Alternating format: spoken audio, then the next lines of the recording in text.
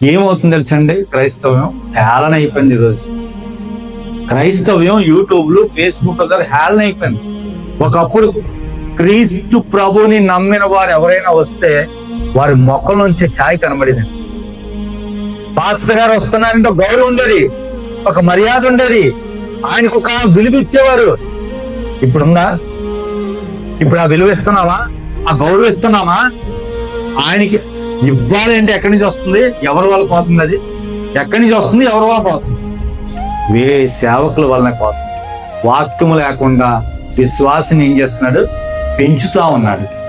ఆ పెంచినటువంటి ఆ విశ్వాసి ఒక రోజు ఏమైపోతున్నాడు?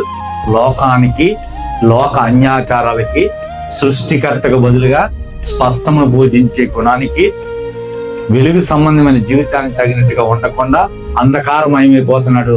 చివరికి ఏమైపోతున్నాడు? నీరసించిపోతున్నాడు, నీరు గారిపోతున్నాడు. ప్రభువా ప్రభువా అని పెదాలతో పలికే స్థితికి వస్తా ఉన్నాడు. చూసేవారు అందరూ అనుకున్నారు, లోకస్తులు ఆ సమాధి ఎలాగైతే పైన మెరిగించబడి లోన అంతర్యం కూలిపోయిందో, ఈ యొక్క నేటి విశ్వాసి, నేటి సేవకుడు, అది నేనైనా ప్రపంచంలో ఉన్న దేవుని నమ్మిన బిడ్డలు ఎవరైనా సరే, లోపలంతా ఏమైపోతుందండి? పురుగులు పెట్టేస్తా ఉంది.